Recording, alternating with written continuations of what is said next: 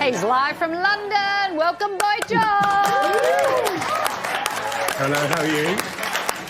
Very, very well. You teased the Fantabulosa tour, what, was it more than 2 years ago when you were here in Australia? Does it feel amazing to have it finally happening? Yeah, it's really exciting because you're right. I announced it on The Voice the last season I did. And obviously we all thought it was going to happen a lot sooner, but now we have dates in March, which is really exciting. I'm actually working on the project right now, so choosing, some great songs that maybe I never really considered singing before, like things like Sympathy for the Devil by the Stones, Heroes by Bowie, Here Comes the Sun. I'm plundering all these amazing songs and thinking, oh, I sound pretty good doing this. Well, you describe it as a sparkling music event. What can we expect from the concert? Well, when we used to go to Ibiza, some of the chill out sets would take you on these kind of musical journeys, and people would drop things. Like I remember being in a club in Ibiza and somebody dropped Islands in the Stream, and everyone lost their mind because secretly everybody loves things they know, even if they think they hate them. Not that I'm going to be doing Islands in the Stream, but I might. But yeah, it's just kind of creating a kind of soundscape of things and I'm messing around with some of my old songs, doing different versions of them. I've done a reggae version of Victims, which some people might like and some people might hate. But it's about taking people on a sort of different musical journey. And we've got some amazing guests, Courtney Act, Moju, Adet.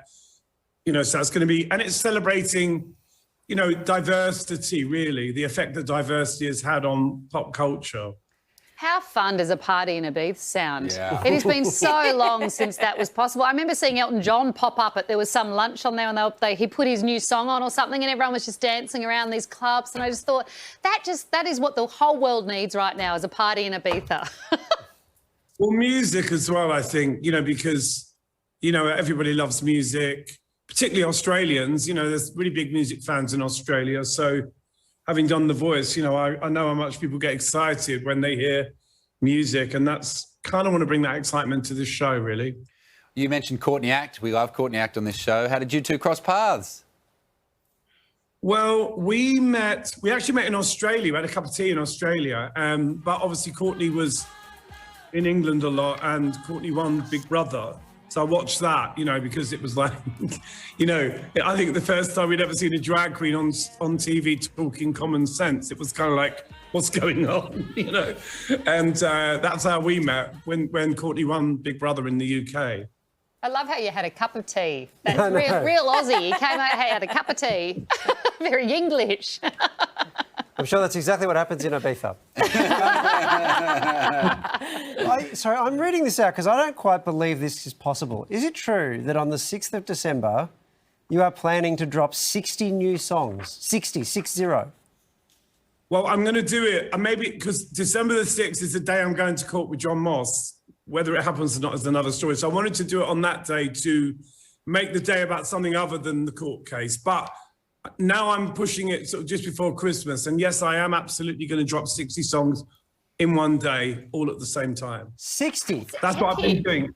So that's like 6 albums at once. Yeah. Well, there's been lots of gaps in my career, when I was DJing, when I was doing other things, that I didn't make music. So this year's given me this incredible space and freedom just to keep writing and writing. And obviously at this point, we're now going through everything to make sure it's all tip top and great. And I have to say, I'm pretty happy with what I've done. So obviously this was a very fertile creative period for you that led you to create this much stuff. What's coming out? Like, what is there a common theme? Is it about something in particular, or is it just all over the place? I think my song, I think life is all over the place. And I think the way you think about things changes. But as a writer, you understand that when you're writing songs, it's just narrative. I mean, most of what we think is conceptual. As human beings, we make up stuff on a 24-hour basis. So songs are really just made up stories or your views of what's going on. But I have explored every musical sound from jazz to, electronic to house music. I'm just doing what I want because rock and roll is supposed to be about freedom. And guess what? That's what I'm doing. Boy George, we don't have much time left, but I've got a question I've always wondered about and really want to ask you. Have you ever smuggled something in a hat? No, I haven't actually, because usually when you're traveling with a hat box, people always open it and they go, "What's that?" And I always go, best ever one was when I landed in Australia with these trunks of hats for The Voice. And the guy opens it and he goes, "What's that?" And I said, "The hats." And he said, "Are you going to sell them?" And I said, "Who else would buy them apart from me?" Can I just point out, you do sound like someone, though, who has really figured out how to smuggle stuff. Yeah. What are you trying to say? I watched that program, Border Control. I would never smuggle anything anywhere. I think Maybe thought, some illegal thoughts. I think on Border Control you're fine. It's my kind that are in more trouble. Listen, when you got tattoos, you always get stopped. Oh, okay. You know, it's a standard thing. It's like, oh, weirdo tattoos, you know, they stop you. So, you know, you get used to it, you know. There's a rumour that a Culture Club biopic could be in the works. Is it happening? It is, and they're talking to this young artist called Youngblood. I don't know if you know him in Australia. Yeah. He's pretty big over here. They're looking at him to play me, so I've been hanging out with him a bit, which is great. He's cool. He's a punk rocker. What would be the hardest part about playing you? What are you going to warn him about? I think to do less, because I think when people tend to play a gay man, they just think they've got to do it in a certain way, and I am many things. What would the hat budget be for the film? Maybe I'll be kind and let them borrow some hats after I've smuggled them in.